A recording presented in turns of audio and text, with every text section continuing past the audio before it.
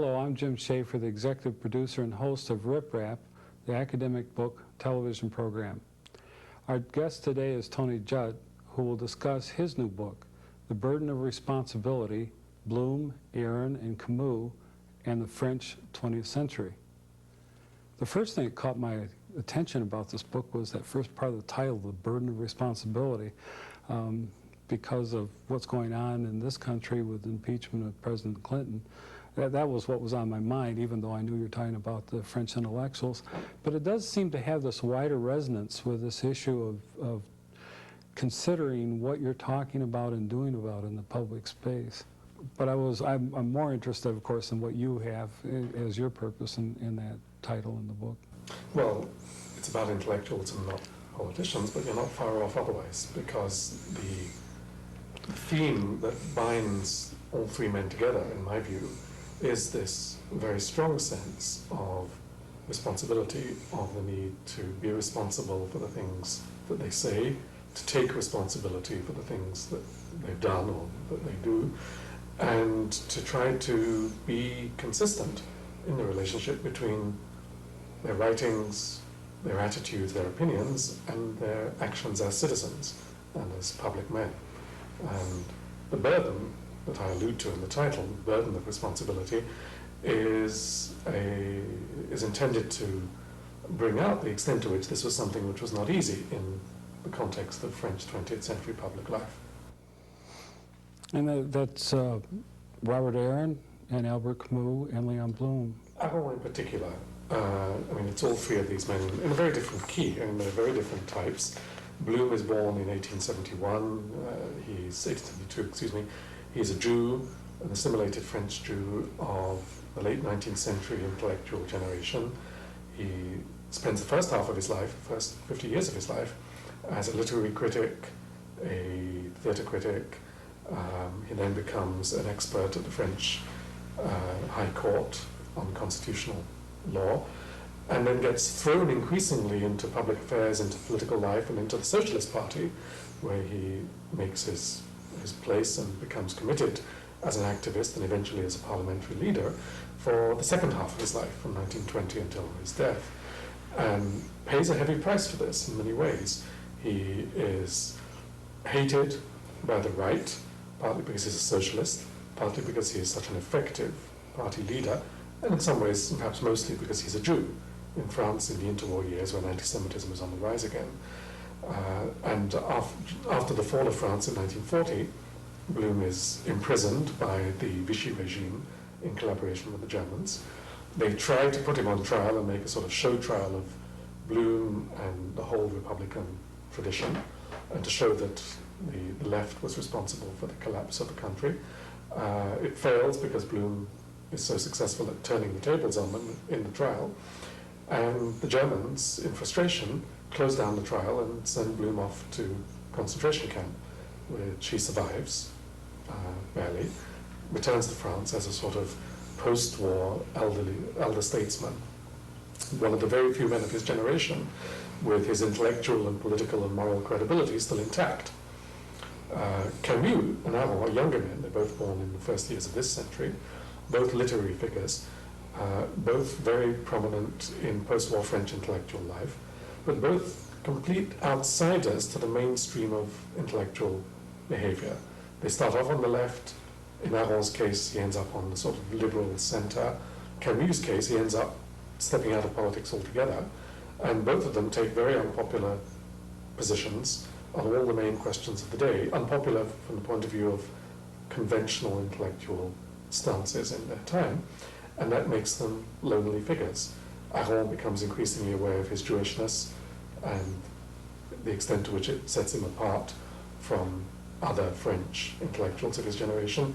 Camus is always aware of being born in Algeria, of lower-class parents, having moved to Paris and being part of the milieu of upper-class, Paris-born, Paris-educated intellectuals. So all three of these men, in some sense, are outsiders who carry a burden of going against the grain of their generation and their times. You mentioned in the book that the invitation for the lectures that were the basis for the book came from Francois Furet. And We'll talk a little bit about that. Sure. Furet, who, as you know, died last year, was then on the faculty at the University of Chicago, and he invited me to give lectures on any subject I liked, but as we talked, it became clear that what would be interesting to both of us would be something on the other side of French intellectual life, the side of French public, political, intellectual traditions, which doesn't normally show up in, particularly in American conversations on the subject. When most Americans think of French intellectuals, they think of Sartre. Well, they used to think of Sartre, maybe they don't anymore. Or they think of André Malraux. Or today they think of Derrida or Foucault and so on. But in their time, these other men were in some sense, and of course that's what I argue in the book, not only more interesting, but perhaps in the longer run more important. And I think that's what made it interesting to François Furet, who himself could be thought of as a sort of countercultural intellectual in the sense that he, in a very long-standing French tradition, was a scholar who became a public figure, who wrote in newspapers, who spoke on television, who helped shape public opinion, and in his case, of course, helped completely reshape public understanding of the French Revolution. And then in his later years, wrote what was a very controversial book on the history of the illusion, as he put it, of communism in our times, in our century. But Furet was not always popular. He was, in fact, quite disliked, and so stood somehow within and yet outside of his community. He's also someone who was, in many ways, much more appreciated at times abroad. As I said, he taught at the University of Chicago. He also held a position in Paris academic system, the French academic system. But many of his admirers were Americans, French, German, Italians, and so on. And the same had been true of the three men I write about. Léon Blum, who at one time, by his own admission, was the most hated man in France, hated as much by the communists as by the fascists, which I guess is the highest compliment, but it's an uncomfortable one all the same. Léon Blum was always admired, for example, by social democrats and liberals in the German, the Austrian, the British, the Dutch, the American traditions.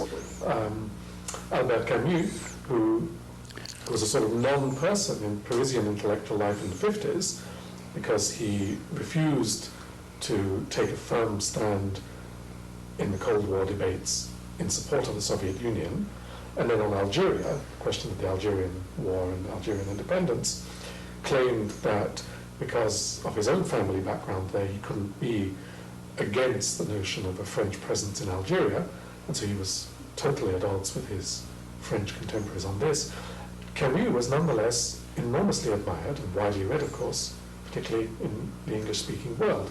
The Plague, The Stranger, were books which were published and read in millions in the States and in England, particularly by young people, at a time when it was obligatory in French intellectual dinner parties to look down your nose at Camus and say that he was, as someone said, a philosopher for high school students, which is a way of saying that whatever his other virtues, you don't have to read him. Well, he was being widely read overseas. Raymond Aron, who spent the Second World War in London with the Gaullist, Free French, was trilingual, which was unusual for a French intellectual. He spoke very good German, very good English, and lectured a lot abroad, unlike most French academics, and was always much more appreciated by political scientists and historians in Germany, in North America, in Britain, than he was in France, at least until his last years. How do you see this book fitting in with your previous book, was it Past Imperfect? Well, I can give you a sort of a flippant and a serious answer, and it's really the same answer in two different keys. Flippantly, I would say that I finally got the chance to write about people I like. These are, as it seems to me, enormously admirable men. They were all extremely courageous. They were hated. In two of the three cases, they were often subjects of attempted physical assaults. Blum was attacked by right-wing thugs in 1936 and put in hospital. Aron not only joined the Free French, but continued to lecture in Paris, even when students were threatening to silence him physically and so on. And Camus was, of course, one of the few French intellectuals who could genuinely claim to have served in the French resistance, and not merely to have resisted in his head, as someone once described it to someone else. So all three of them are enormously courageous, and it's an admirable feature, but they're also morally interesting men. They stand out against their background. They're not just French intellectuals, they're not just French thinkers, writers, politicians. They're striking individuals, and would be in any context. And in the previous book, the one that you kindly referred to, Past Imperfect, I suppose I was writing about French intellectuals in the post-war decade who were, however brilliant, however intellectually outstanding, bound together by a kind of generational conformity. In the years 44 to 56, they were all saying, writing, thinking more or less the same thing. And what struck me was how strange it was that this same thing they were thinking was, when we look back on it, it's looked like looking back on the Cold War, but through one particular angle, and noticing that we now find it very hard to imagine why people would have been so oblivious, for example, to the crimes of Stalin, or so determined to hang on to a sort of language of anti-fascism and anti-communism in a context where it no longer, after 1953, for example, made very much sense. And so I was dealing then with a community of French intellectuals who had a lot in common, which I found interesting and, to be sure, not terribly praiseworthy, but that wasn't the real reason I got interested. These three men have not much in common with each other, not much in common with other Frenchmen, but seem to me to stand out as much more, in the best sense, representative of all that is good about France as we look back on it in the century. They seem to be from different areas and eras, in a sense. Absolutely. I mean, Bloom is a 19th century Frenchman in many ways. He was a dandy. He was always extremely well dressed. The flower, the spats, the hat. One imagines him in conversations with Maurice Barrès and André Gide, who were indeed his friends at one point, and going around French theatre, going to late night parties, talking about the arts. A character from Proust. Well, you called him, what, a serial Renaissance man?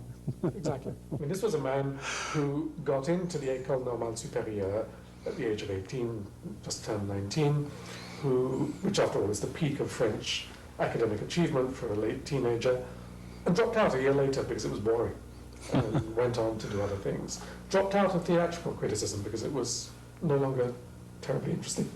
Got involved in politics because Jean Jaurès, the famous socialist leader, brought him in as a young lawyer to help with the defense of Émile Zola in the famous trials of the Dreyfus era. And that made Bloom both politically conscious and a figure within the left, young but active. Then he was a lawyer, then he was a politician. He was always a Jew and always aware of this Jewish identity. His parents had come from Alsace and chosen to live in France rather than the German Empire after the takeover of Alsace-Lorraine in 1871 by Germany. He's very much a 19th century figure who ends up in Buchenwald and Dachau, and somehow manages to carry a sense of purpose and honesty and socialist idealism through this strange and ultimately sort of horrible series of events that happened to him, so that he becomes an icon for the French non-communist left. He's the only man left in 1945 to whom you could look and say, this is what socialism should be about, this is what a French politician can be. Albert Camus is born in impoverished circumstances in the working class quarter of White Algiers in 1913. His father dies in World War I. His mother is a virtual deaf mute. He's brought up by his grandmother. He's a scholarship boy to the lycée, never makes it to through the university system at the higher levels, starts writing local journalism in Algiers. No one knows who he is. Goes to Paris and writes this strange book, L'Étranger, and is picked up by French publishers who start to see what they have here. He becomes active in the resistance, writes another book at the end of the war, The Plague. And these and other books make of him the sort of paradigmatic French intellectual. And he has the advantage over Sartre that he's very good looking. And he has the advantage over the others that he's genuinely working class, and so he is perfect for the role of intellectual in the late 1940s. The problem is he won't play the role. He doesn't conform. His attitudes towards Soviet Union are not those of many of his contemporaries. He's much more critical. His attitudes towards punishing one's enemies, purging wartime collaborators are much more tolerant eventually, not always, but by 1946, than most of his peers. He just doesn't fit into the conventional positions. And of course, he's an outsider, to use his own book title. He feels it. Sartre, Simone de Beauvoir, all the others, including Raymond Aron, who's a friend of theirs, have all gone to the École Normale Supérieure. They all come out top of their class. They're pure Parisian intellectuals. And they all wish they looked like Camus. Camus wished he had their education and background. He's at odds with them all the time. And this goes right the way through to the end of his life, which is a short life, of course. He's killed in January the 4th, 1960, in a car crash.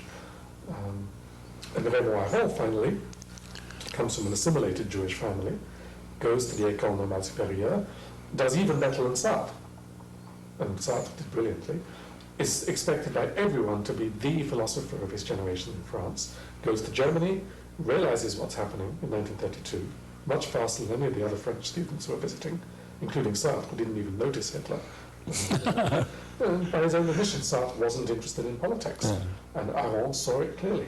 Gets increasingly involved in political journalism. Then comes the war. He's a Jew. He leaves his family in hiding, goes to London, works as the editor for the main newspaper, the Free French, in Paris, comes back to France and realizes that his calling, as it were, despite his academic qualifications, is to be an active journalist. And for the next 30 years of his life, he is the most important political commentator, journalist in France. So a combination of Hannah Arendt and Walter Lippmann and James Reston all wrapped up in one, together with Stanley Hoffmann, who's also a major intellectual figure within the scholarly world. And he's a Renaissance man too, in that sense. Bloom was a late 19th century literary figure, Aron, the late 20th century pure intellectual. He has a tragic private life, to do with the death of one of his children and the other being born handicapped. He overcomes this, puts a sort of absolutely icy front on the world, and is probably the best political analyst France has had since Montesquieu. And these are fascinatingly different men. And they have in common, they didn't necessarily like each other. I mean, Bloom obviously didn't know about the other two, they were young, but Aron thought that Camus was a rather sort of nebulous moralist, and Bloom was foolish in some of his political positions. And Camus thought that Aron was an icy intellectual looking down on him. And yet, they have more in common with each other than with any of their peers. That's one of the things that fascinated me about it as I read the book is this sometimes unintended in the struggle to have a rational intellectual grasp and principles or objectives of study and of performance. There's sometimes this unintended element, like Camus got caught up in existentialism. It seemed like he was a prisoner of it. He didn't like it and yet he was attracted to it. Each one of them had these elements that they worked so hard to do, and yet there was this paradox they get caught up in. I think what you think of that as sort of their particular version of natural human failings. Bloom was a socialist. He thought that the purpose of life, and indeed of history, was to better the human condition, and that this had to be bettered by politics, and if necessary by revolution. And yet the one occasion, the one chance that he and his party had in 1936, when they come to power and talk about radically transforming the world, they fail. And of course they fail because the conditions are not propitious. The conditions in 1936 are awful. This is the run-up to World War II. And there's nothing you can do about it. And the sense that there are limits to what you can do sort of is not something he didn't know in theory, but in practice it's such a constraint upon his idealizing optimism. And the other thing is that Bloom was a man who wanted very much to please. He could not believe that there were that there was, as Voltaire said, evil in the world, that there were bad men on the other side of the parliamentary divide. There were real fascists. There were people who would rather kill him because he was Jewish than work with him for the good of France. And this weakened him as a political figure because he was not skeptical enough of the bad faith and the motives of others. Camus was a very young man when the war ended. He was born in 1913. In 1945, that makes him 32 years old. Suddenly he's, together with Sartre, the darling of the intellectual scene in Paris, which means the darling of the intellectual scene in the West, and in some sense in the whole world. Everyone knows about Camus. They know about him in Prague, in Warsaw. They know about him in San Francisco and New York. And as Camus says in one of his diaries, I'm the one who doesn't know about me. I don't know who I am. What's an existentialist? I have no idea. I just have my ideas, and I try to be consistent with them, and I try to write my books. And he doesn't say this, but I try to live my life and have my affairs, and he's disastrously out of control in his personal life. In fact, the only area in which Camus probably is a genuine existentialist is in his personal life. He just goes from one affair, one situation, one difficult human relationship to the next without having any apparent control on what will happen. In that sense, the notion that history happens to you and you must simply try to take control of it as best you can, take responsibility for it, describes his human existence. But intellectually, he thought this was a very strange way to describe him. And yet there he was, the ultimate existentialist intellectual. Aron was nothing if not engaged, morally committed, a deeply involved man who thought that it was utterly irresponsible to say things unless you could back them up, to recommend policies unless you would put them into practice yourself, to criticize others unless you were willing to sort of recommend what they should do instead, and so on. But he's seen, because of his demeanor, as the icy, uninvolved, detached intellectual, what the English might call too clever by half. Because you can't say in French that someone's too clever by half. You contradict it. The cleverer you are, the better. But Aron, everyone recognized he was clever, but everyone thought that he had no soul, as it were. In fact, the man had a tormented soul, but covered it up with this sense that someone had to be absolutely analytically cool and not involved, not engaged, not committed, not always looking at politics or ideas in terms of were they good for the working class, or were they good for business, or were they good for a particular view of history. But this analytical seriousness made him seem icy, and so his reputation runs completely against his sense of moral responsibility and involvement. Another factor I noticed is that there's sort of this underlying consideration of what is good for France, or what you call a Bloom the best and worst in 20th century France. And I thought that was interesting that you're measuring them on this long view of history and what was going on in France at the time. Well, I tried to, I suppose in one sense, I tried to ask myself, what is interesting about these men? I mean, clearly they are extremely interesting politicians in the French context. They're extremely gifted intellectuals in their own very different ways, essayists, novelists, students of history, and so on. But there are many men, women, of whom that might be said. Why these men? They seem to me precisely because in each case they were not much appreciated in their lifetime, or certainly not until the very end of their lives. In Camus' case, long after his death, not really fully understood and appreciated at their own measure, that they stood for there would be an interesting way to think about something that I've been trying to get at in other writings I've done.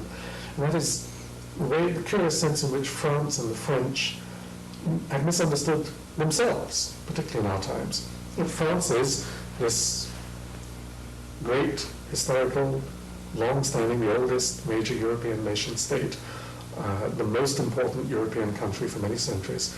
Suddenly, as a result of a series of military and economic disasters in the course of the late 19th, 20th century, and the rise of the great powers, the States, Soviet Union, and the end of its colonial conquests, France is a medium-sized power, just part of Europe, and not even the most powerful state in Europe by any means, dominated by Germany now. in name as it has been in fact for a couple of decades. The French have great difficulty coming to terms with this, and there's a tendency for them always, both as politicians, as intellectuals, and in terms of just national habit of conversations in the street, as it were, still to think in terms of a French past, to think about France as something other than it is. And I think that the history of French intellectuals reflects this in a curious way. French intellectuals like Sartre or Malraux have both been inflated in the world's assessment of their standing, and I think we still do this with latter-day French intellectuals like Derrida and so on, a tendency to see a Parisian intellectual as a person of almost superhuman mental and moral standing and influence. And yet at the same time, they never really come to terms with the condition of their own country.